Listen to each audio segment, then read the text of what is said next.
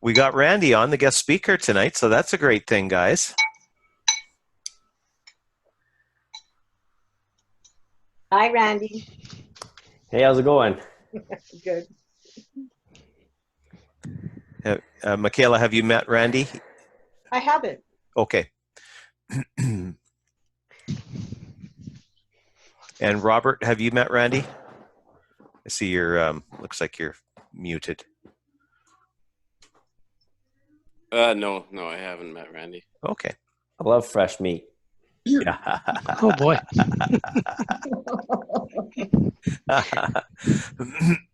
That's nice. Is this an adult channel or what? Yes. Yes, it is. As long as everybody's over 19, we're fine.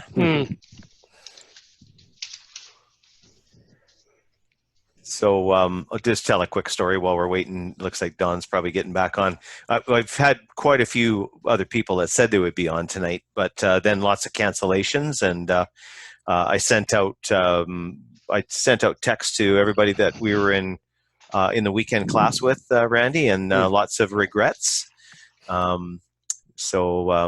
Anyhow, most of them are saying, hey, just keep being in touch with me. A lot of them are working or cramming for tests or whatever. Yeah, busy, or somebody playing hockey tonight, and just lots of stuff going on. Busy people. Very busy. So for everyone that's on the call that's seen me do my presentation, Randy is the fellow that bought the townhouse a couple doors down from us in 2016, something like that. And that's where Randy got his start as an investor, made some money on that place, and then spent a ton of money on his education and learning how to do joint ventures. And basically, I think that's one of the things that Randy's probably going to tell us is that's one of the secrets to his success is putting these joint venture agreements together.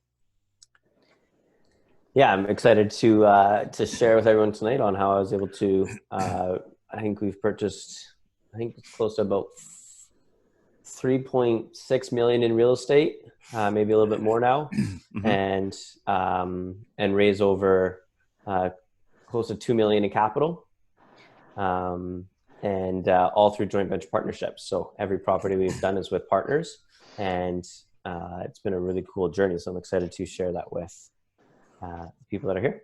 Yeah, awesome. Here's Don back. Okay, we get Don back again. Can you hear us, Don? I don't think so. Unmute. I'll just unmute him. There, can you hear us, Don?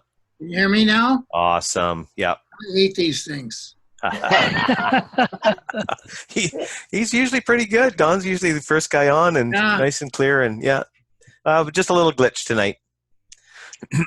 So Don, you haven't met Randy yet, have you?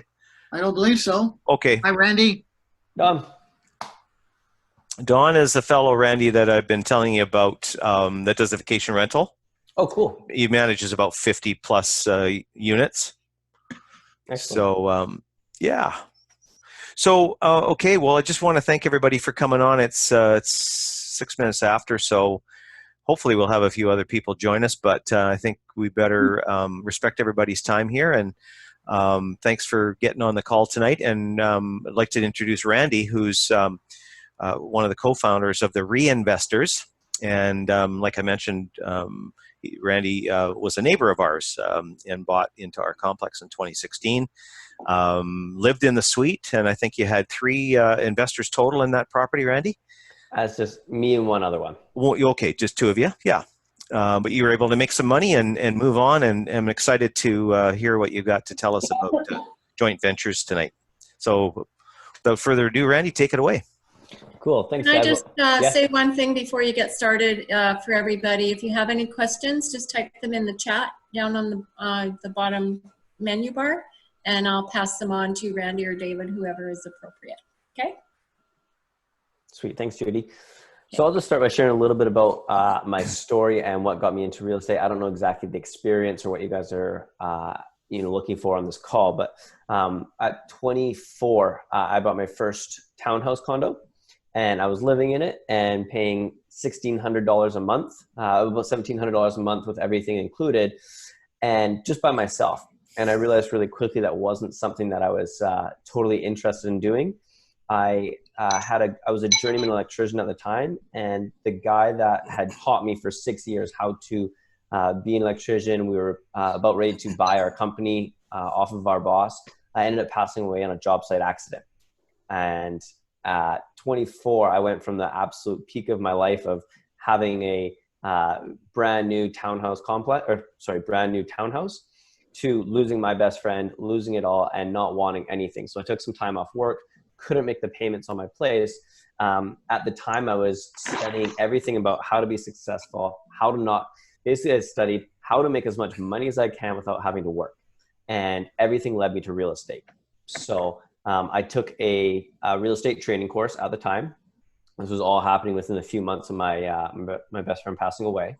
And in that course, I started talking to the trainer, and he was teaching us about joint venture partnerships, how to buy real estate, things like that. Shared my story, where I was at, and he said, what could you rent your house out for? So we Googled it, and it turns out I could rent it for probably close to $2,200. So he said, think about this. What if because I was single at the time, I was 24 and young. He said, what if you rented your house out for $2,200 and then took that $500 and went and rented somewhere else? So that's what I did. I lived in my house for 6 months and rented it out. I made $500 a month off the positive cash flow. And then I went and rented a bedroom at one of my friend's places for $500. So I essentially started living net free, but still getting the same principles of paying down my mortgage, getting the appreciation on the property. My bills just went from $1,700 a month down to zero, basically. So that was a real eye-opening thing for me. After about 6 months of living at my friend's place and having 1 year of owning my property, I said, I want to live in my own place now. But instead of me going out and purchasing a property, I knew I wouldn't be able to afford it because I still had my townhouse at the time. So I said, hey, I just did this course where I learned how to do joint venture partnering. Why don't I try that on a property? So I started looking for houses with suites down below. I said, I'll move into the suite. We'll do 5% down. So I move into it, and then I'll bring an investor in, and we'll just rent out the upstairs. I'll still pay rent down below because I was still paying rent anyways, anywhere I lived, and we'll use that as a rental property to start us off. At the time, I have a business partner in my company, the Reinvestors. His name's Steve. And at the time, he said, yeah, let's see if we can make that happen. So I purchased a property right beside David and Judy there, and lived in the suite. I paid $800 a month to live in the basement, and I rented the upstairs for $2,400. I found an investor to come in because we did 5% down and bought a few years ago. So the investment was quite a bit less than what it was now. We were able to be in the property, closed and everything for about $40,000. So I had an investor put up the $40,000 and come on title with me. I was on title as well. And I moved into the basement suite, and we rented out the upstairs. The property cash flowed about $400 a month. And we just agreed that we were just going to let that money stay in the account for as long as we could until we sold the property. So I lived there for about 2 years. I think it was about 1.5 years or so. And then I decided to move out. I moved out of the property. We rented the full thing. It started to cash flow probably closer because I was paying $800. We rented it for $11. So it started cash flowing about $700, $800 a month, which is incredible. And then we ended up selling it after owning it for about 2.5 years for about I think it was about $100,000 gain.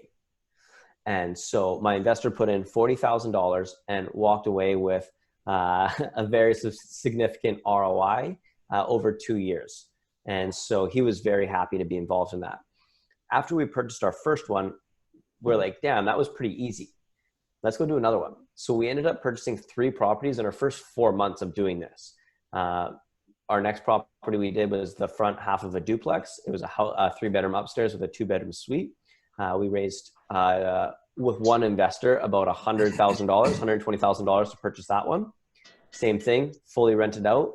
And then we went and bought the back half of the duplex as well. So we actually had like a 4-plex, 2 upstairs and 2 suites, and purchased that one as well with another investor for another $100,000. So we went through and started doing that. I'll get into exactly what joint ventures are here in a sec, just kind of going to give you some baseline. From there, we went on to go purchase a 5-unit building with an investor where we had a guy purchase it with us, renovate it completely, re-rent it back out.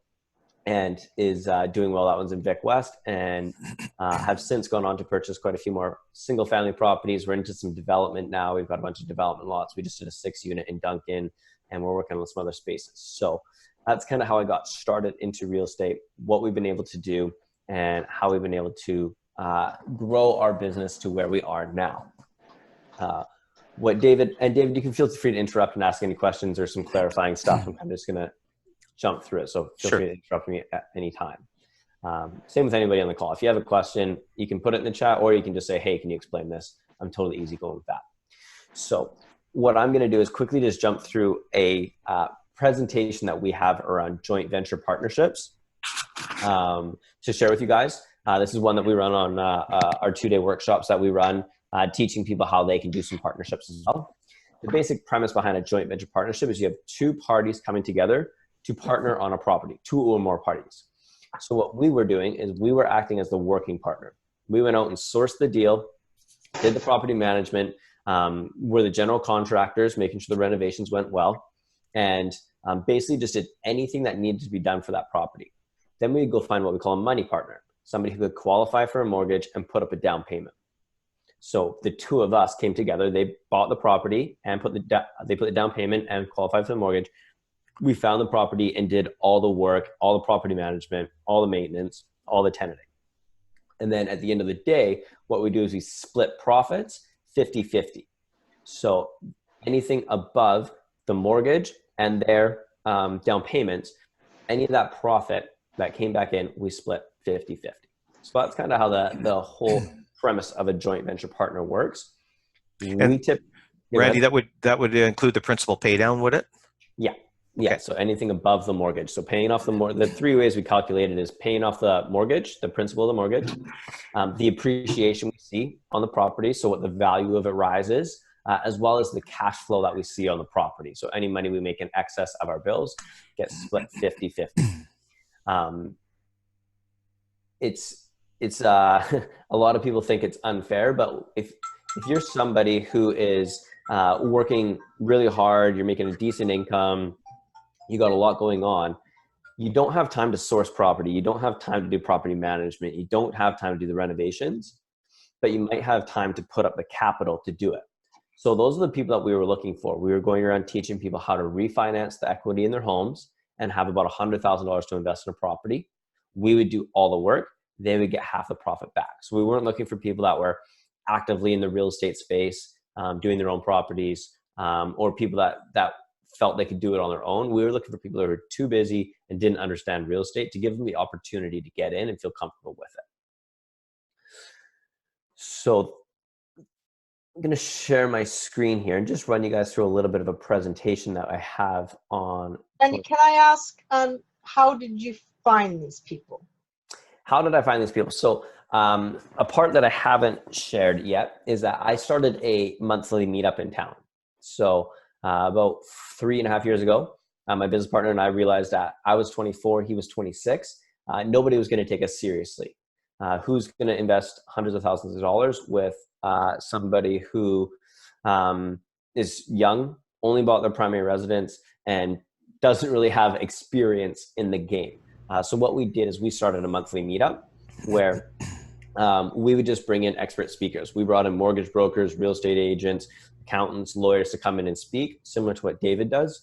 And we just started filling rooms with that and started networking with people. A lot of the people that went to some of the workshops that we went to, we started inviting them out to our monthly meetups because we had all their contacts. So we started with probably a group of 8 of us in the back of a white spot, and have just consistently put in the work and grown that over the 3 years to now where we have about 70 people, 75 people on a monthly basis come out and hang out at our monthly meetups. So that's where we were getting a lot of our investors from and networking with a lot of people to make this happen.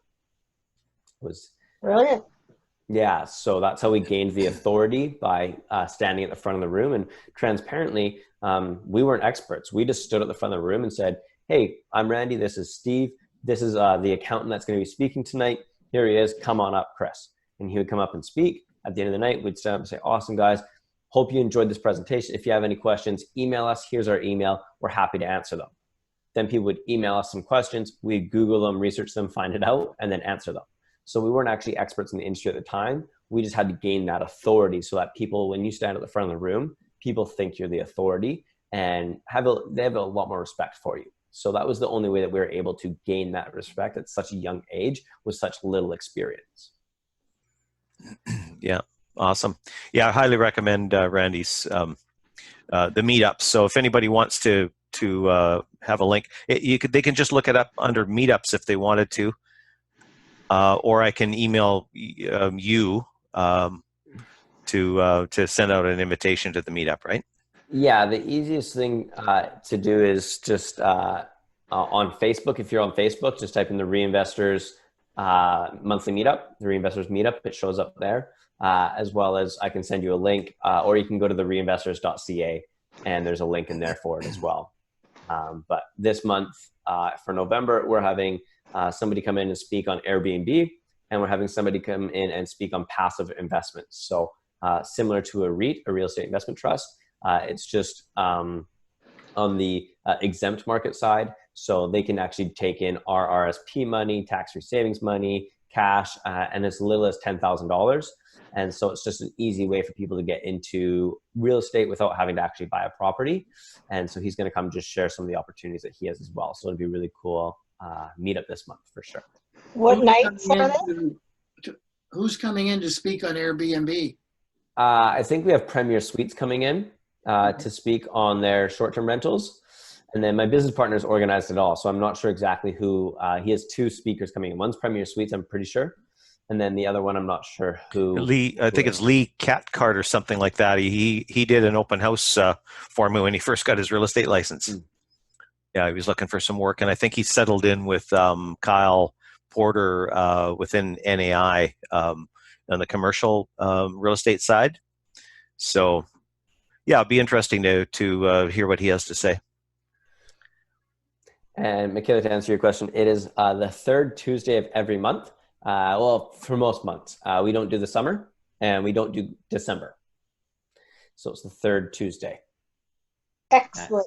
And they're from 6:30, 6 to 8:15. So 6 to 6:30 is just networking, getting to know everyone there. Presentations are from 6:30 to 8:15. And then from 8:15 to 9 is networking again. We have a lot of networking in between. We do a break. We do some roundtable discussions, having people talk about different topics. And it's half built around education and half built around just getting to network and meet other people there. Yes, the 19th. Yeah, the 19th for sure. At the Gorgeville. Yeah. And tickets are, I think it's $7.50 for one person or $10 for two people if you buy online, or $10 at the door. And we donate 100% of the door tickets to Kids Sport Victoria. We did that by design. That's part of our business model. We believe in giving back, and we believe in using our business to do so. So we took our free meetup. We got sponsorship for it to cover our venue, and then we charged for it and then donate the money at the doors. So the money that you buy a ticket with is just a donation to Kids Sport Victoria from us. We sponsor them every year for their golf tournaments and a few other events. So it's a big part of what we do and our mission of teaching people how to use real estate as a vehicle to give back. So, yeah. And you have several sponsors that actually pay for the room for you, right? Yeah. So we have sponsors all the way from real estate agents, accountants, lawyers, construction guys, financial planners. Yeah, like we have just a bunch of different people, and they're all people that are in the industry. So we only partner with people that are actually doing real estate themselves, have done real estate transactions, and primarily work with real estate investor specific. So they understand the game, they know what's going on. And that's the only way that we let a sponsor in, is if we actually A, use them ourselves, or B, have experience with them in the real estate world. Mm-hmm. And not just real estate, but real estate investing specific. So for example, our accountant used to be an ex-CRA auditor who busted real estate investors. Our mortgage broker works 80% dominant with real estate investors and is one of the top 5 brokerages in Canada for volume. And our real estate agent is Sherry Krause, who has done a ton of development and a ton of investing in town. So those are just a few of the names that of people who are very industry specific about what we do. Right. So I'm just going to quickly run through the little presentation I got here. It's just going to give you guys an intro into joint ventures. Some of it might be a little bit over your head. I'm going to fly through it quickly in probably 15 minutes. Happy to answer any questions and describe a little bit of it after, but let's just see if I can get this to work. Got the share button. Says Zoom didn't update on my computer and now it won't let me share, which is cool. So interesting. I'm not alone. Gremlins. You certainly aren't, Don, I'll tell you. It says I have to restart my Zoom in order to Okay. Well, we could wait for you, Randy. screen. Would that be cool? Sure. Yeah, it won't take. Seconds. We'll get John to tell us some jokes. 1 second, guys. John or Don? Well, either of you. No. I'll pass it on to Don. But Don, while we're waiting, I do have a question for you. Saturday, The suite downstairs, what's the plan? Saturday it should be ready. Yeah? Okay. We have a truckload of stuff coming out there on Friday. Okay. I can't access it to the 16th. And then you're going to advertise as of the 16th? As soon as I have pictures, you're up an hour Okay. later. All right. I can't show it empty because it doesn't look that good. Right. And as far as potential out there, do you think it's going to take a while to load up with some clients, or I not damn sure near yet? rented it yesterday. Damn. Get that furniture in. Oh no, it's if I either got the rental or didn't. In fact, he's just told me that They're talking shop, Randy. on my GC I'm working has delayed the project for a few weeks now, so they have me doing a job in Parksville instead. I'll get back to you as soon as I have some dates for you. Okay. Because Awesome. he was gonna go in next week. Awesome. Okay. Well, we got Randy back on, right? Yeah, sorry about that, guys. I've used Awesome. Zoom religiously, like daily for like months, and I've never had that happen where I Okay. couldn't share my screen. So Yeah, no sweat. And we All got good James now. on too. I don't know. James, can you hear us? If not, we'll introduce you to Randy, James. James just came on. So James is in the construction business as well, and just put him in touch with Don. Don's looking for some people to do some renovations and painting and that kind of stuff. You need a dishwasher installed, all that kind of stuff, right, Don? Yep. So yeah. I also Okay. have names galore if you need stuff, Don. I was gonna call you, and then I ended up shooting Don about 6 different people, and some of them you would know. I mean, some of them are on your list. Cool. So yeah. But I will. I'll contact you after this meeting, and maybe I can get a list from you. Okay. Cool. I will share my screen. Okay. That looks Can you good. guys see that? Is that Yep. good? Yep. Cool. So joint venture partnerships. What is a joint venture? It's a business arrangement in which 2 or more parties agree to pool their resources for the purpose of accomplishing a specific goal. In this case, real estate.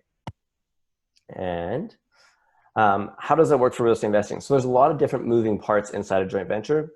Typically, you have a time, right? Someone to do a lot of the work. Someone who's going to be managing the property, managing the investment. You need somebody with some money, right? You need somebody who can get into the deal. You need someone with the knowledge, someone who understands the markets, can go find the properties and put in the work to understand the markets that you're investing in.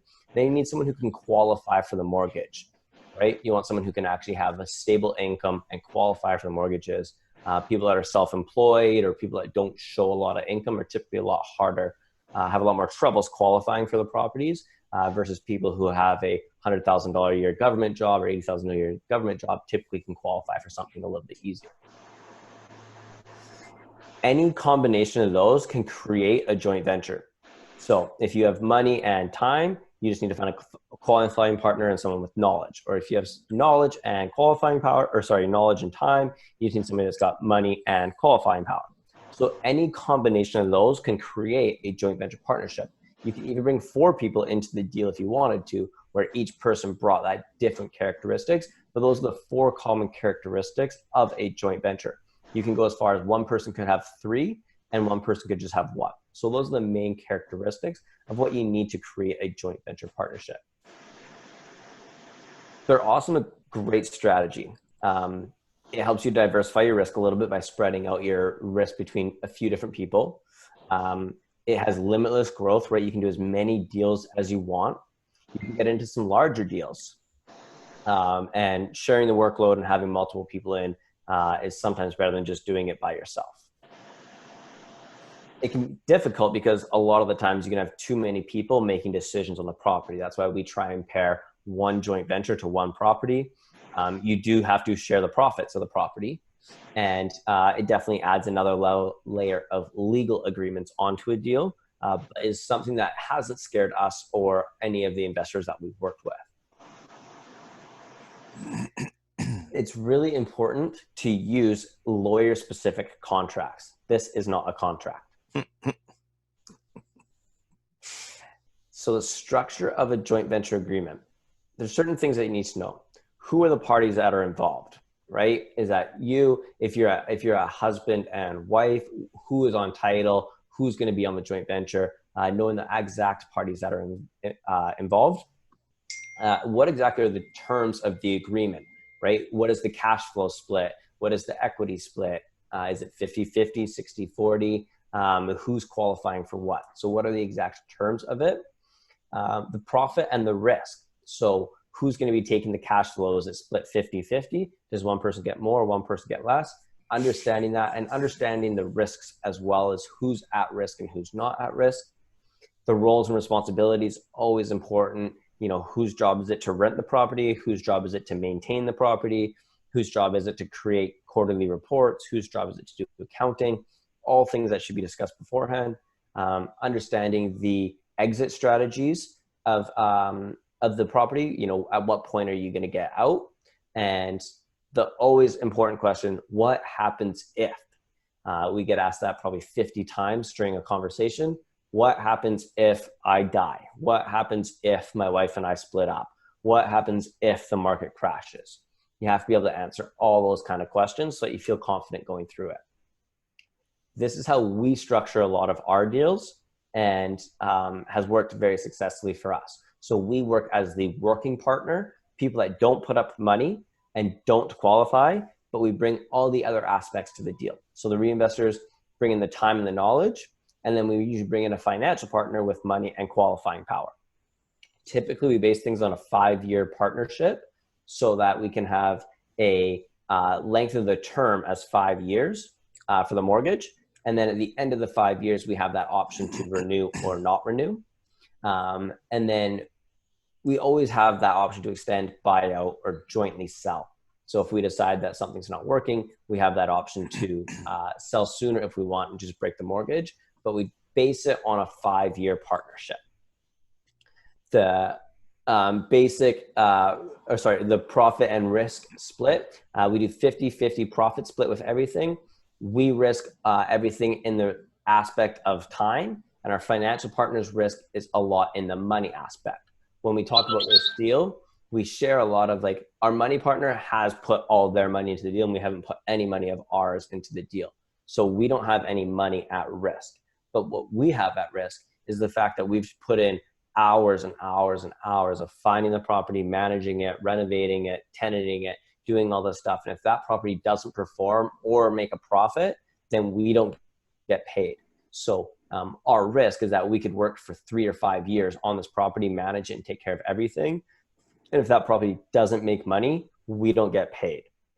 And you can imagine if we have a dozen properties that we're managing, you better believe that I'm making money on those properties. So that's kind of our incentivization to our money partners, is that we have to work to get our money out. But you're not actually earning income on a monthly or an annual basis.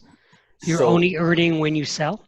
So there's a few different ways to split that. So that's on the profit of the property. So some partners we work with need monthly cash flow. So they would say, hey, we need all the cash flow from this property. You guys are going to take yours in a lump sum on the back end, which I'll get into here when we talk about getting in payments. And so we'll pay our investors upfront the cash flow. So they're making that money every single month.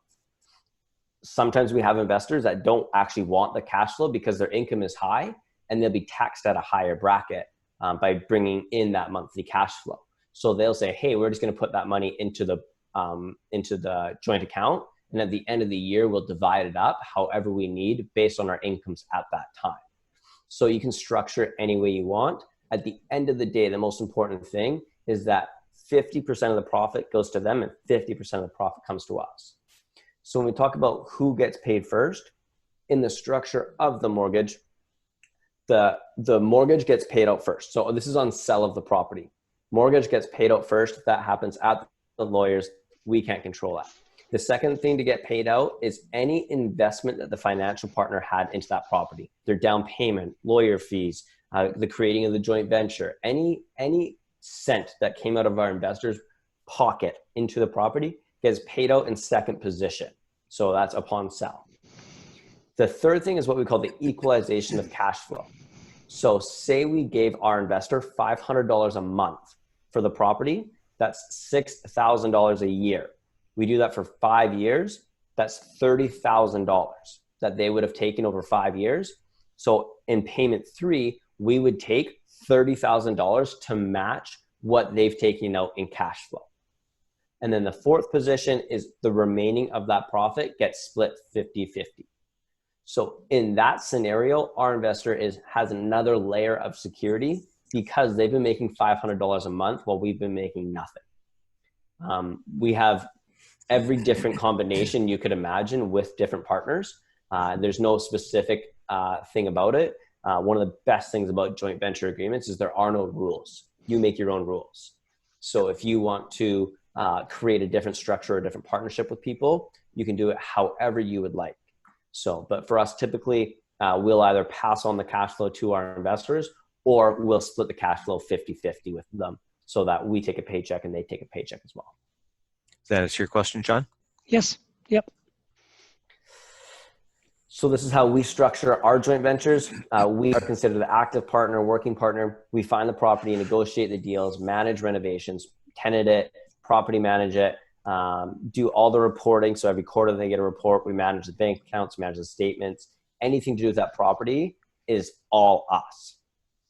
The financial partner, their job is to qualify for the property, provide all the money for closing, provide the money for renovations, and then all they do is just collect paychecks while they're at the beach.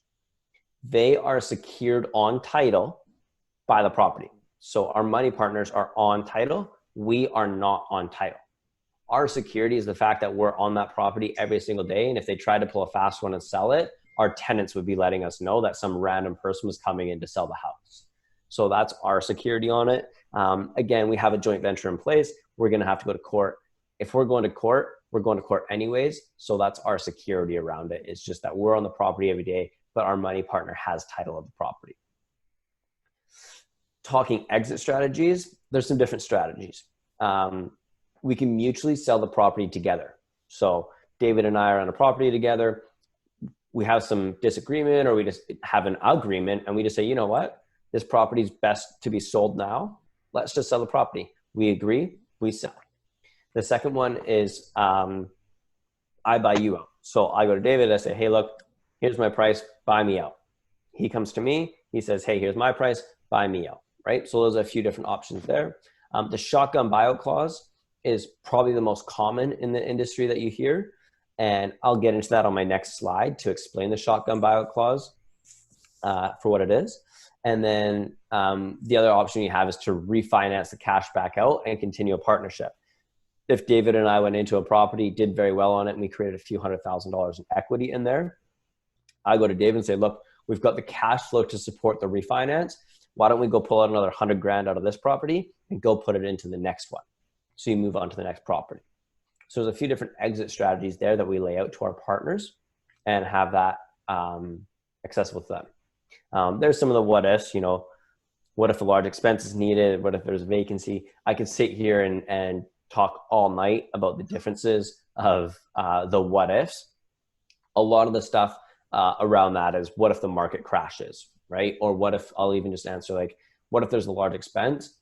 Our money partner has to have the capital accessible to do that. We keep a $5,000 reserve in the property bank account for any sort of thing that covers most of an appliance, a roof repair, or an on-call emergency.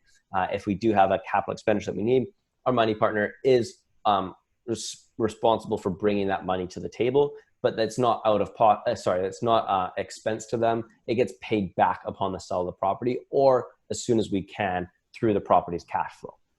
So that's what would happen there. The one that I love is when people say, what if the market crashes and we lose money on the house? That's totally cool. If the market's going down, in a down market, we typically buy properties. Like any investor, when the market is rising, you want to sell. When the market is crashing, you actually want to buy. So if the market's crashing, we're not going to sell the property. We're going to keep it. And then I'm going to come back and ask you to invest more money into more properties, because it's going to be the best time to buy. So that's how we kind of handle some of those objections.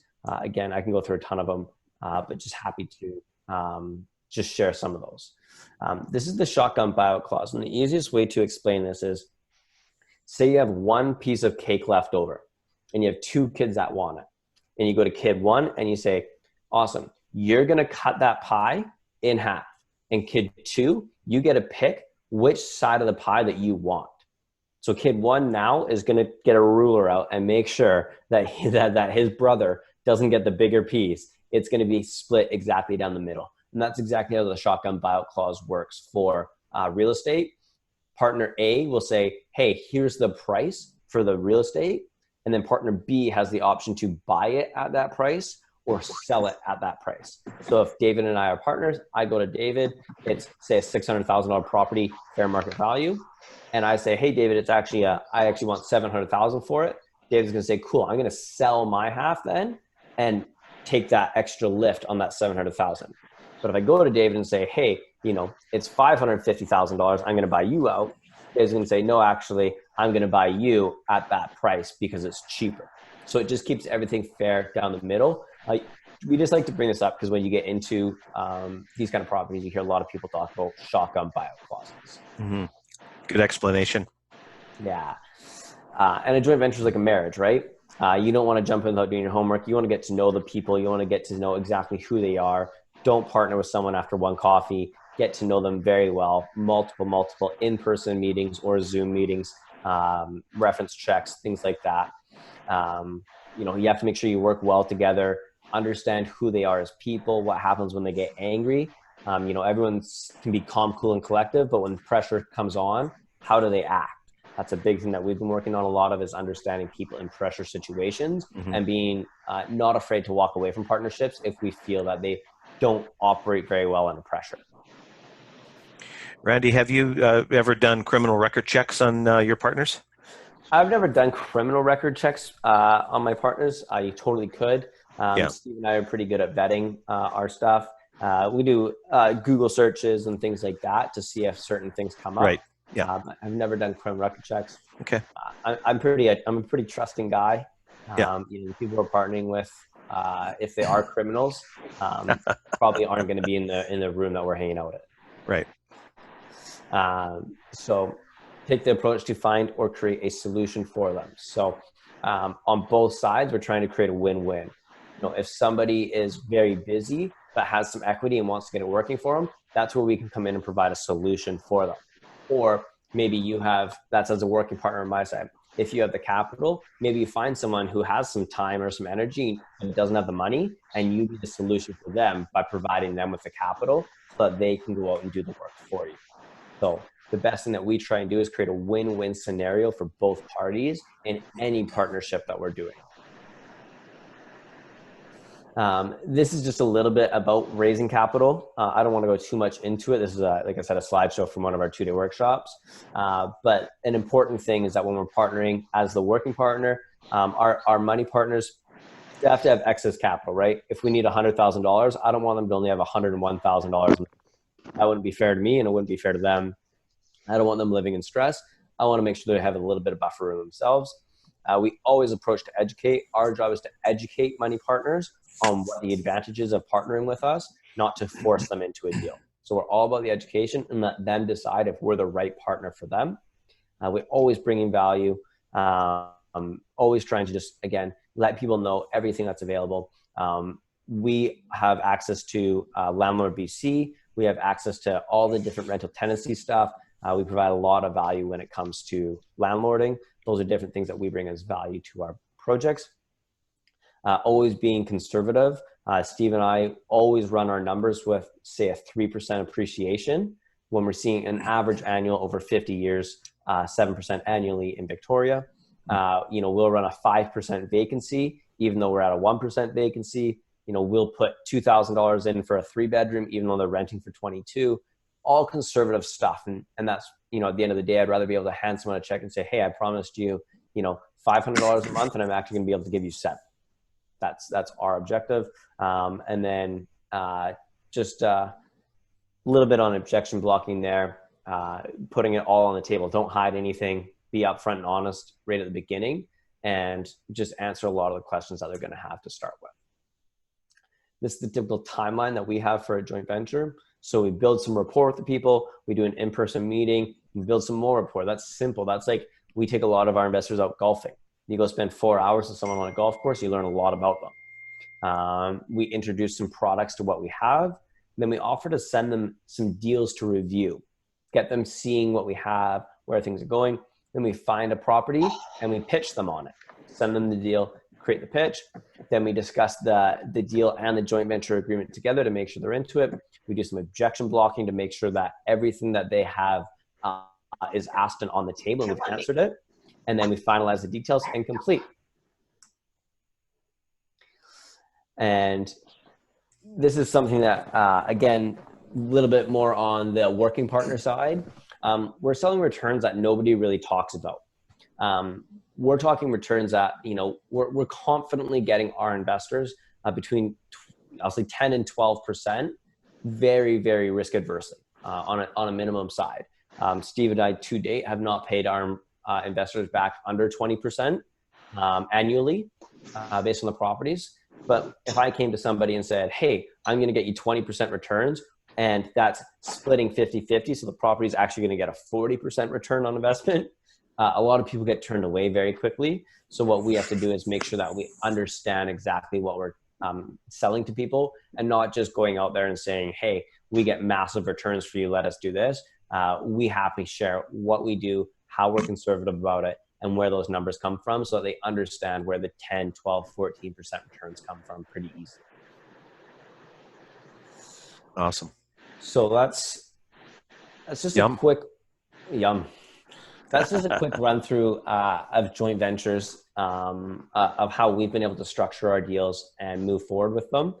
I'm happy to share about any deal. We're an absolute open book when it comes to this stuff. We have no secrets. There's no hidden formulas, nothing like that. We're pretty transparent about what we've been able to do, and happy to answer any of your questions and do that. So the main purpose of that presentation was just to bring awareness that there is a possibility for doing partnerships. I know David, basically what he does with the shared home is basically just a joint venture partnership split between the two properties. We just do a joint venture partnership between two separate parties buying one home together. So is there any questions after that presentation? I'm just going to say awesome presentation, Randy, and it did look a little familiar because the 2 days we spent with you was pretty full, and I know that it's easy to sort of gloss over, and when I said that the weekend blew the top of my head off, it was mostly around doing joint ventures, and I actually said that to somebody tonight. They said, "Oh, you mean your hair blew off?" And yeah, it did. So, I think really what I've been totally amazed about, and it's come, I see that it's come through experience, and you talking about standing up in front of the room.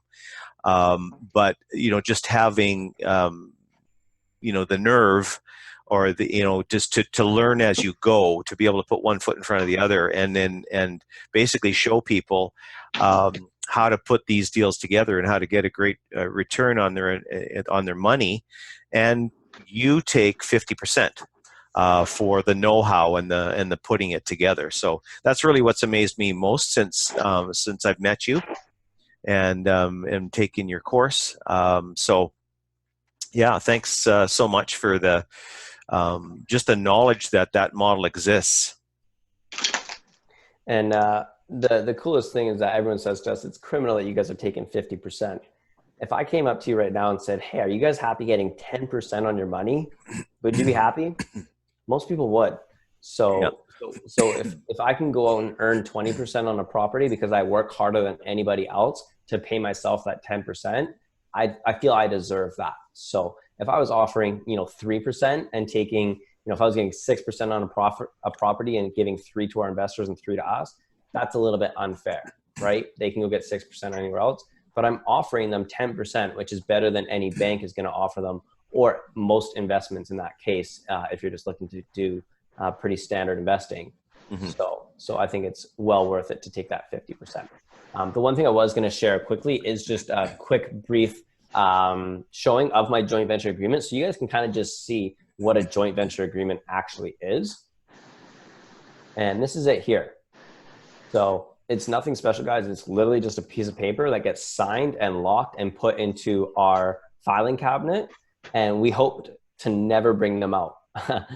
If you do a good deal, you never need to address a joint venture. It's a backup thing. It's if you ever go to court or you ever need to have a decision. This is our Bible. So we lay everything out in here for our people, that everything we need is, what are their percentages? What are their ownerships, right? There's some sections in here. It's 25 pages long. There's a lot of jargon in here. There's a lot of different stuff. A lot of different stuff gets added in here about decision making and a lot of different, like, when do things get paid? When do reports have to be in there? What are the charges? What is the minimum numbers? All that kind of stuff is all in these agreements, right? What happens if, what happens if, what happens if. So we take these into our lawyers and get them to fill it out, and based on what we've asked and what we've talked about with our partners, we sign on some dotted lines and we call it good. So that's all the joint ventures are. Just a standard 25-page agreement that we take in that blank one to our lawyers and say, hey, here's the 15 bullet points that we need added in. They add those bullet points in. We sign it. We put it in our drawer. We run the property and operate it. We both file our taxes as if we're 50% owner, even though they're 100% on title, we're still 50% owner. File our taxes that way, so everything aligns. And then, like I said, the joint venture never gets pulled out of our drawer. We still have joint ventures from other properties that we've never touched from 3 years ago. Just sits in a drawer and operates as is. So as long as everything's going smooth, and we're, we as the working partner are very communicative with our partners. We check in weekly, we check in quarterly, we check in monthly. A lot of them are good friends that we go golfing with or hang out with or go do active stuff with. And so we're pretty active with our partners to make sure they're very aware of what's going on the property. So it's not a surprise. I don't talk to them for, not talk to them for 6 months, then all of a sudden tell them what's going on the property. They know exactly what's going on. If we have a turnover, we call them right away. So there's never a question about it. What about accounting, Randy? Like, how often do you supply your partners with accounting? So we'll supply financials at any time they ask. We run a monthly tally and have things ready. It's pretty easy when you have one bank account for one property. So every property that we buy, we just create a separate bank account, and then we can just go into that bank account, pull up the statements. We have it all on spreadsheets and a bookkeeper to take care of that for us. So we produce them every quarter. Again, depending on what our investor owns. We have some investors that we don't even care. Like, we have we're so transparent. All of our investors have access to the bank accounts. They can hop in there at any point and see it. Every quarter we update them. Some guys want in-depth reports. Some guys just want a quick email saying, hey, things are running great. Other guys don't even care at all. We just talk to them on a weekly basis, and they don't need the actual report done. At the end of the year, we just run a income and expense report and give it to them. Yeah. What about life insurance on the, do you have life insurance on the mortgage? Yeah, so we do it differently depending on the partnership. You can do life insurance on the mortgage. You can do a joint life insurance on the owner of the property. So if something happens, we get paid out for the property. There's a few different ways to do it. We have structured it differently with different partners. Again, it's really important to just have those conversations with your partner up front. around what is going to be paid for on the insurances, the life insurances, mortgage insurances, things like that. And are most of these held in a joint or common tenants in common, or I guess probably, right? Yeah. So tenants in common would be both on title. Yeah, with joint tenancy would be like a husband and wife. If somebody died, then it would automatically go to the wife, right? Yeah. Whereas, yeah. So that's what our joint venture has all that tenants in common in there. And but on title, it's not on title. So that's where having the joint venture has to be really bulletproof, is on things like that, where if the property does pass away, we have to make sure that we have ourselves covered, so that at least we can take the ownership of it, or make sure that when we go to probate, we are acting as the director for the property and the 50% majority. And that would all be in your joint venture agreement, and handled by the lawyers. Yeah, totally. Yeah, and then for things like Steve and I and our company, our corporation says this is what happens if we were to die with our properties and this and that. 90% of the time, what we set up with our partners is that if either partner were to pass away, the property automatically gets put to list. At the time, a lot of people probably don't want to deal with much around the property. Just list it out and split the profits 50-50 with the party that they want us to leave the money to, or that we want us to leave to. Okay. So death would trigger a sale in most cases. In most cases with a single family, unless it's at a deficit. Again, that's in there, that if it's at a deficit, it might not. But if we're partners, David, and that property were to, and you were to pass away, instead of dealing with a bunch of headaches and how do I buy you out and new partners and things like that, I'm just going to liquidate that property and get you a payment back to your family and get them happy. Right. Okay. So that's basic joint venture partnering. There's a lot of moving parts there, a lot of different stuff, but a cool concept nonetheless of how you can actually start doing more stuff. For someone like you, Don, you can do these as pretty easy joint venture partnerships. If you have your short-term rental company, find people that want to buy condos but can't actually rent them out to cover their monthly payments. You could, instead of just taking a monthly fee, that 30% fee you probably take, you can actually just do a joint venture agreement if you want to start taking equity on some of those properties, especially if you're doing downtown Victoria. Like, you'll make way more money doing equity plays in downtown Victoria condos right now. And you can even incorporate, a 10% fee to cover your costs, take it back end equity. So you just become the working partner on it, and you just have people buying condos. So you're 50% owner in every condo. So if you imagine you buy, 4 condos with partners instead of just taking a flat fee, if it works in your numbers, then all of a sudden now you're starting to see some pretty good splits there. Interested. Yeah, that's as a contractor, that's something that I leveraged. I could build super cheap. I could renovate super cheap. So I would just go around and tell people, hey, partner with us and I'll offer up my services for super cheap. So I would bring in all my guys' cash for $20-$30 an hour. And we do, we are renovating houses, putting in new floors, kitchens, bathrooms, and everything like that for about like $12,000. The whole everything, paint, floors, kitchens, bathrooms. And it was a pretty standard turnover, whereas we're getting a lot of contractors quoting that somewhere in the $25,000 mark. So right off the bat, they were saving a ton of money by just having us as a partner.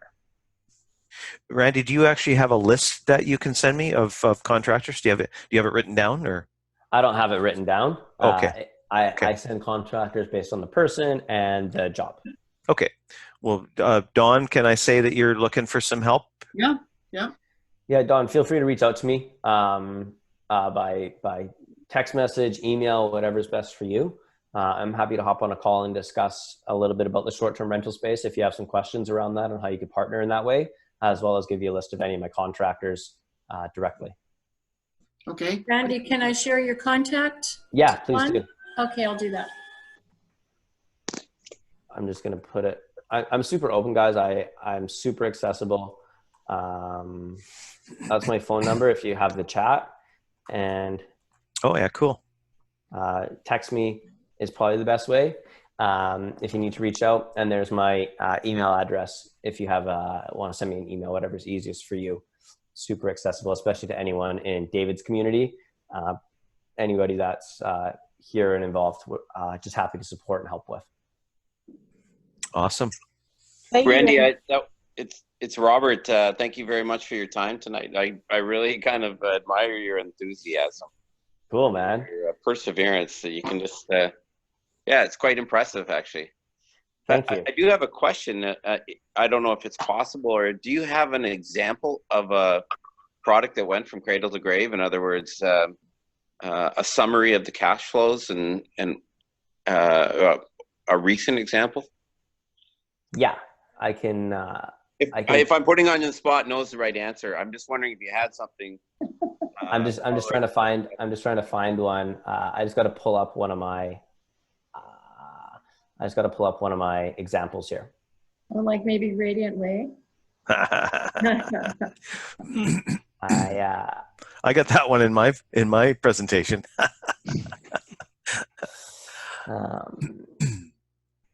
Yeah, you have to just give me 1 second. I just got to Yeah. search my drive for it here. Yeah, no sweat. Um, So you got a load of furniture coming, John, on Friday, I understand. Yeah, that's what I understand. Friday or Saturday. Is it coming Friday or Saturday, Don? I think it's Friday, 16th. That's Saturday. Oh, okay. Is it? Yeah, 16th is Saturday. Oh, okay. It becomes available on the 15th, so I thought they were moving it on the 16th. Okay. And how Yeah, much? they put the lock in. They put the Excuse me. keypad lock. They Yeah. installed it already.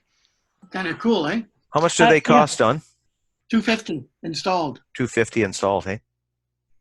Now, Don, I'm going to get the combination to that lock. Yes. Yep, Yeah, because I may need to go down to the electrical box. You never know. yep. Now, is that accessible online, Don? What, the combination? Yeah. Hopefully not. Well, no, I mean, a lot of these locks these days are, you can access them online. You can change the code online. This particular one is not, but I'm right in the middle of looking at a whole house system. I can change the heat, the locks. Yeah. Yeah, you can do it from your phone. Yeah, and they're Well, very reasonable and well worth it. It makes sense because, I mean, if you've got a gap in tenants, you can turn the heat down remotely, and you know Well, how people this are, is- they'll leave lights on, the heat up. This is so They don't care because sophisticated. you're paying. This is so sophisticated that if you've got a guy coming in for 5 months and where you working, what time do you go? He goes to work at 8. At 8:10, it cuts 20 degrees off the heat, and we know he comes home at 6. So at 10:02, we put it back up again. So Yeah. we spent 10 hours with no exorbitant heat running through the house. Yeah. And Yeah, if there's no movement in the house, it drops your temperature. right. Yeah. Yeah, no, great. And what's a system like that cost? 20% off the Couple bill. grand? Plus, a lot of guests don't really care. They leave it at 75 day and night. Mhm. Yeah. So you could drop your client's costs dramatically with a Yep. system like that. Yep. Right? Yep. Usually they'll pay for themselves within 6 months to a year. Yeah. Well, that's fantastic. So who's producing that? Is that TELUS or No, it's an American firm. I don't have it right in front of me. Okay. But we're sort of dickering back and forth with them. They Right. got at least 40 properties to do a deal, so that works for me. You need a way to close the windows too, because people will rent the place, leave the windows open. I signed up for a product in my Panama property where when the guy when they come into the property, we go with them and read the meter, and we give them so much to use. Because every time I used to walk into the property, the front and back door are wide open, the air conditioners are on high, super high, and they're sitting out in the patio with the door open. I said, why don't you close the door? Oh, I got to keep getting my drinks. So we put a system in that if the door stays open for 35 seconds, it shuts the air conditioner off. Really? It honestly, Interesting. That's brilliant. it cuts down dollars a day. It's like 15-20% of your bill just disappears. Wow. Your hot water tank is 15% of your overall hydro bill. So imagine knocking that down if nothing is used in a preset time frame, whatever you set it at. So like if there's 12 hours and no one uses the hot water, it turns it off. And all you got to do is turn the tap on and the hot water kicks in, and 20 minutes later it's hot again. 15% Interesting. reduction in your hydro bill. Is that what you've done with John's place? Well, we'll talk Not about yet.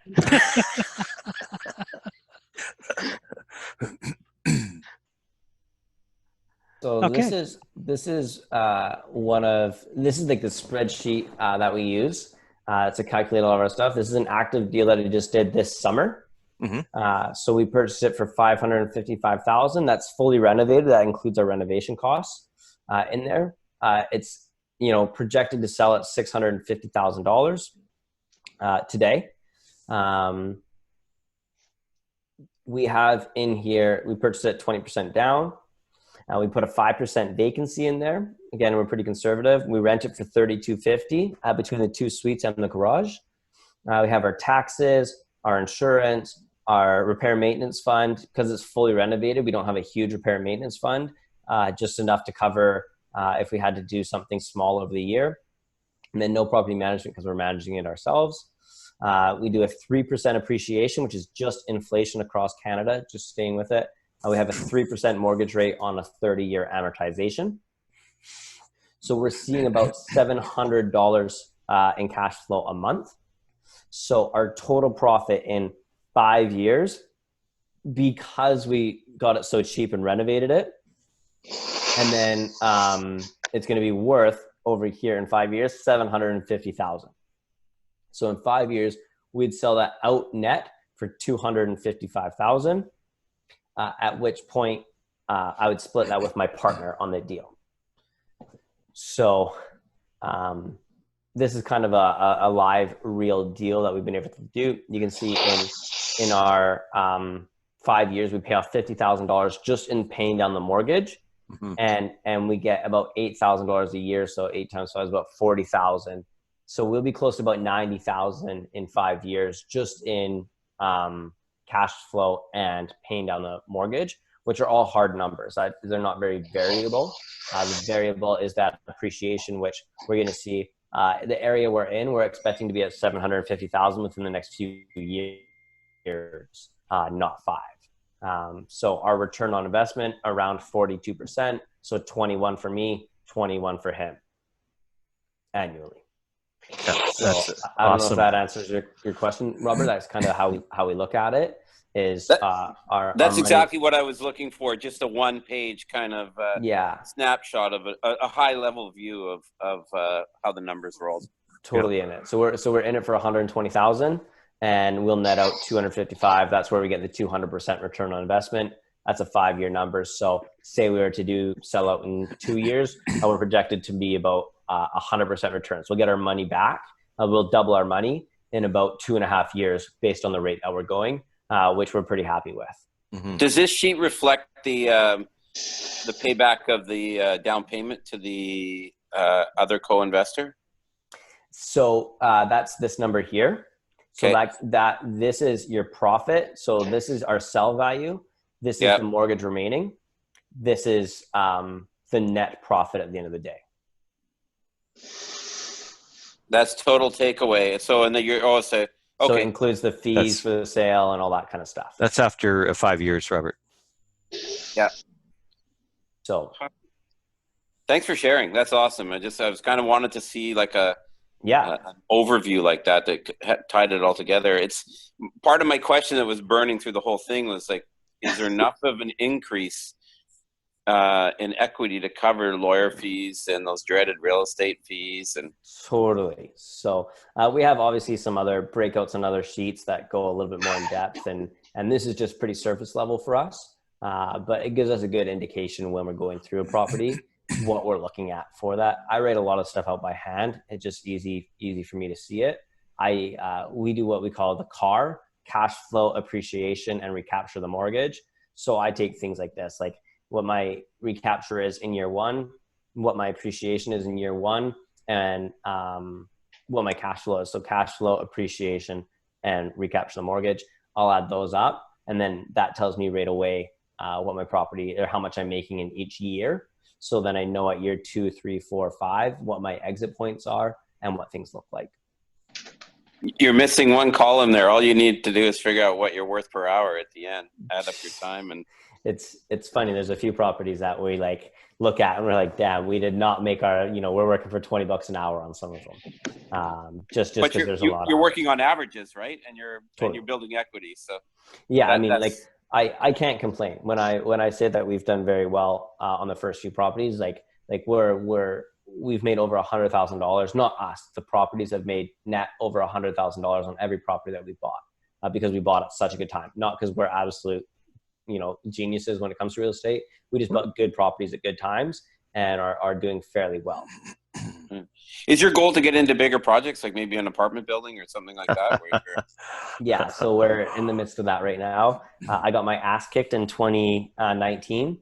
I tried to make the jump into apartment buildings. I thought I knew everything. I had a bit of a hot head coming off of doing, 15 properties in 3 years. I thought I knew everything. I jumped into the apartments and got my ass handed to me. It's a very different world. It's a very different game. We can raise capital very easily for them, but trying to actually buy the apartment buildings is a big challenge. You need to know the right people. You need to be in the boys club to really see the good deals that come through the table. You need to be able to vet things. Financing is very different in commercial versus residential. And so we actually are revamping for 2020, bringing in, we spend a lot of money on mentors and coaches and things like that. And so we've brought a new coach in now for 2020 to help us get into an apartment building. Our goal is to do about 12 million in real estate in 2020. That's your goal. I love the fact you've got a target already. That's awesome. Yeah. So we were. I love your candor. But if you didn't make mistakes, you wouldn't be in the same league as every other good investor in the world. Totally. So we've been very fortunate to have some really good mentors. I've invested heavily. I think between me and my business partner, we're over $100,000 invested into business and real estate coaching and education, and it's really just allowed us to be that step ahead. Like in order to do what we've done in 3 years, we wouldn't be able to do it just without the support that we have. When you're managing, at one point we were managing like 12 properties. And it was just a mess and a nightmare. And we actually had to liquidate some of our portfolio and restart over again. So we're learning a lot as we go as well. Managing, I'm sure Don can attest to this, when you got that many moving parts and you're trying to run a company and you're expanding as fast as we did. We got our ass handed to us quite a few times. Pardon my language, but we got our butts handed to us basically every year in this. And this was the hardest year for sure by, I can buy single family properties. Like I got 4 under contract right now in a matter of a month, getting back into it because we just got so frustrated this year. We have 4 under contract right now. So if anyone's looking for one, I don't think I can fulfill on all of them, but they're all really good properties up in Duncan. That's where we're heavily investing now. And so it was just a big change for us going from single family to multifamily. And single family is a pretty simple game for us now, but we also got a little bit bored buying single family. We're just going to do it differently in 2020. Awesome. I applaud your perseverance. Thanks, appreciate that. It doesn't come easy. My girlfriend just tonight, I took a big beating this week, working with a lot of these coaches, really going through what 2019 looked like. Finding like the hardest thing to do is review deals and find out where your mistakes were. And I'm in our company. Steve, my business partner, runs a lot of the educational side. He produces the meetups and the 2-day events and runs a lot of the mentoring program that we have and things like that. And I do a lot of the acquisitions. And this year felt hard on me where the educational side blew up and the acquisitional side dropped. And doing a year-end review, which we just been doing over the past bit, looking at doing it. And I share this because I know if you guys are interested in buying properties, it's not easy. You're going to have, deals that fall through or partnerships that fall through or things that don't look good. It doesn't change. It's always the same. It's just the scales just change, right? Instead of, getting beat out on single families or having struggles there, our struggles are now trying to, buy bigger units, even trying to buy, 6-unit properties, just getting to be a bit of a challenge. We looked at everything this year in 2019 from 6 to, we looked at a 25 uniter, and then we're working on a 28 unit right now that we're trying to put under contract. These are buildings that are already exist, Randy, or are you talking about building them? Yeah, these are already existing ones Okay. that we're trying to buy. And then we started working into the development space this year. We developed that 6-unit complex again, got our asses handed to us learning how to do a development. It is not easy. And then again, we did the same thing. We just went and found a new mentor in the development space who's going to help us. We have a big development lot in Duncan that we're going to be doing a 30-unit apartment building on in 2020.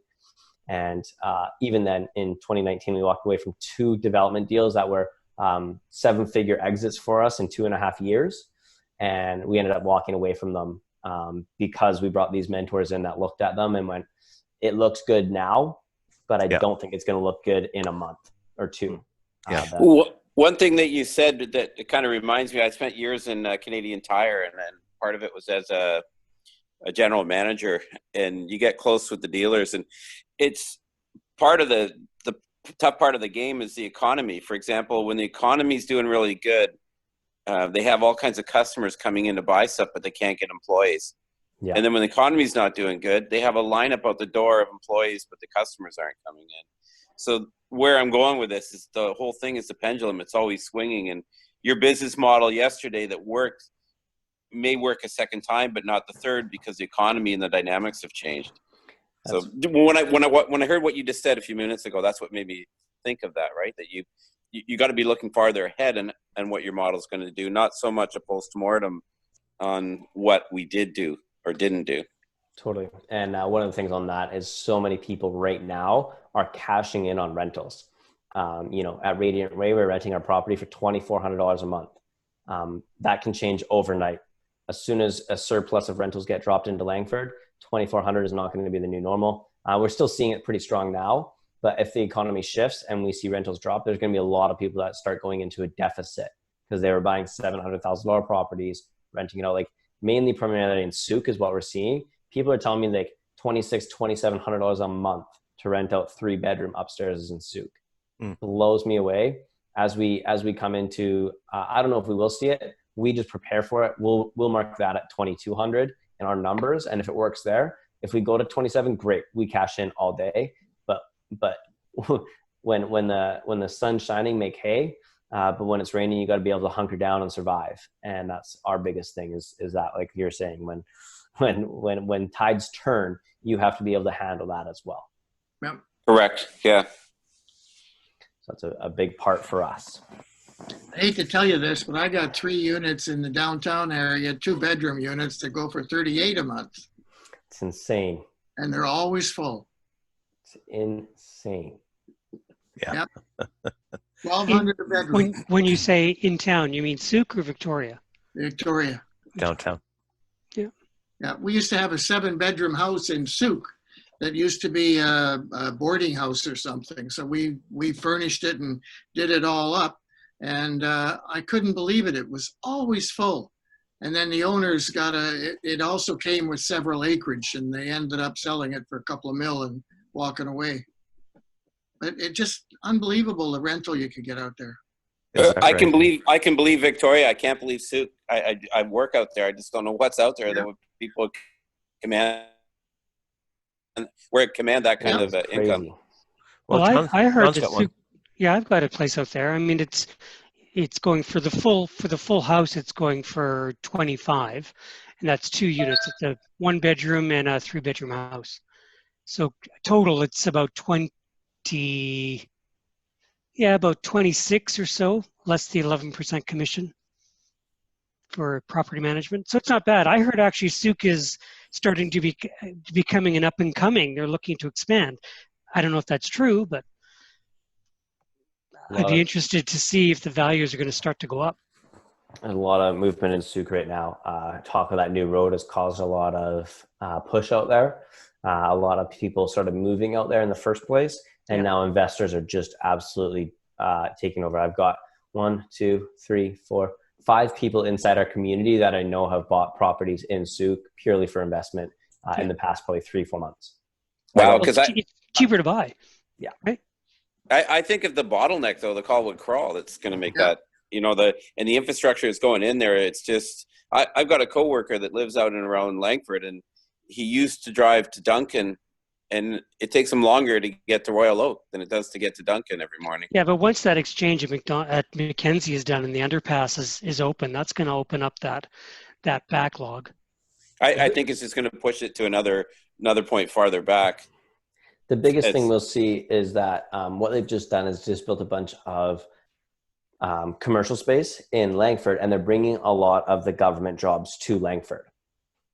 And so that'll stop a lot of the traffic going in. But what that actually does, that allows people to start living in Duncan and commuting to Langford. If you commute Duncan to Langford, it's honestly like 45 minutes. It's not bad at all. Even Souk to Langford, it's 25 minutes. Yeah. So we're going to see a big shift. That's all just got approved within the past few months. That they're all moving out there, and that was something West Hills. That's something that we were talking about probably a up year by and a Costco. half. Yeah. When I lived 2 years ago. When I lived in Calgary, there was a big push for that, for work, live, play, and they were building these kind of areas that had a grocery store and accommodation and offices, and you could essentially have a bicycle or walk to and from, and they were trying to work on that model, and I think they did quite well. I left, so I didn't see it, but it was catching on. It was like these little oases everywhere around the city. Mm-hmm. I mean, And just for context to share with you guys before I have to jet here, in Duncan right now, what we're renting our 3-bedroom upstairs for is about $2,000, fully renovated, nice properties. On the last property we just did, we had 2 people come through. Their incomes were combined $189,000 and $209,000. Both self-employed, like both people were self-employed, had jobs here in Victoria, worked from home, and just had to go to Victoria 1 day a week. They loved the backyard, they loved the quietness, and they loved everything that Duncan offers, and they didn't want to live in town. And so we're seeing people with up to $200,000 joint income living in Duncan, renting out $2,000, like we're half acre property is what we're renting, and they are ecstatic. They're like, in Victoria, this would cost us $3,000. So they're saving themselves some money. I wonder why they're not just buying. These people, one of them were mid-50s. They've owned rentals, they've owned houses, and they want, their words were, we just want to give one check and not have to worry about anything. They're sick of doing maintenance, repairs, fixing. They just want a brand new place where they don't have to do a thing. And they like the idea of just being mobile. 1-year leases, keeping happy, and if they want to move, they can move, and if not, then no. Both people said the exact same thing. So it's a big trend that we're starting to see now. Is a lot of the mid-50s selling their houses, renting, taking that cash, and doing something with it. Right. Yeah. The product is readily available up there? Yeah. So I'll say this, like everyone that's came through our properties say our product is the best on the market. So we are the best quality rentals in Duncan right now. And everything else is shit with shit landlords. So we've just put ourselves in a class where we get to pick whatever tenant we want. Anybody walks in the door, they basically say yes, and we pick and choose. And we have a very good rental process that allows us to eliminate a lot of the looky-loos. And so there's a 0% vacancy in Duncan. And that's just because a lot of the product is so garbage that it becomes 0 vacancy because nobody can live in them. They're crappy landlords. It's like picture Esquimalt, a few years ago before it started getting cleaned up. A lot of those crappy rentals. That's basically what Duncan is right now. So when you go in and I just put $70,000 into the 3-bedroom upstairs and cleaning up the downstairs of our suite. So we're doing brand new kitchens, brand new bathrooms, tile showers, just clean, not super crazy, stainless appliances, and keeping the budgets decent. And we're seeing the reward for it for sure. My friend up there, he's renting upstairs for $23.95, but he includes utilities. We're just over $2,000, around $2,000. We don't include utilities. sounds like the owners of the Belmore Hotel have got properties in Duncan. Is that what you're saying? Yes. Are you doing any play in Nanaimo at the moment? Say that again. How's the market there? In Nanaimo? Good. So the problem and issue with Nanaimo is the town is so big that the pockets become like almost little cities. And so learning where to invest in Nanaimo is really important. You can invest in one area and see some, very good rental returns. You can invest in another area and it's a sketchy part of town that people don't want to live in. So we're seeing, again, similar numbers with $2,000 for 3 bedrooms, 14 to 1,500 for 2-bedroom basement suites, which are very similar. And purchase prices around that 500, just over 500,000. So very similar, just very pockety, and such a big town that it's a little bit harder to grow as fast. Whereas Duncan is a little bit more condensed, and we know the pockets that we're investing in a little bit better and a little bit tighter. So it's closer to Victoria. Closer to Victoria, although Nanaimo, again, like this is what I do for a living, right? I just research areas. So I know all the stats around a lot of this. In Nanaimo right now, we're seeing a lot of people harbor air to Vancouver. So it's the same thing, people that work remotely that just need to go to Vancouver once or twice a week or a month are living in Nanaimo now. So there's a lot of Vancouverites there. The next place that is going to be a boom show is probably going to be Parksville. That's the next spot that we'd be looking at. We've looked at quite a few properties there, but there's a lot of stuff under contract there, a lot of development, a lot of growth, and they're going to be expanding that area very, very quickly and very fast. And it's already expensive there, but the rents are very demanding in that area. So awesome. There's some big stuff there. So. Okay. Well, Randy, I really want to thank you very much for taking your time and coming on tonight. Really appreciate it. And has anyone got any last second questions to ask Randy before we let him go? No. Thank you, Randy. Yeah, it was great. Thanks. Cool, guys. Happy to chat anytime. Like I said, I've left my phone number and email there. If you have any questions, please reach out. If you want to come check out our meetup, I'll get David to just send you guys a link to it, but it'll be on Tuesday at 6 o'clock at Gorgeville Golf Course. And we're happy to just have you join us and see what it is. There's just a great community. Like I said, probably between 60 and 70 people on a monthly basis of just real estate people talking real estate. So it's super cool. Just the community. We'll be there. It's fun meetups. We'll be there. We got our tickets already. So cool. Awesome, guys. Well, thanks so much for having me out, and I appreciate it. And anytime I get to share what I love, it makes it great for me. Okay. Awesome. Thanks again, Randy. Awesome, guys. Okay. Thank you. Good night. Thanks, Randy.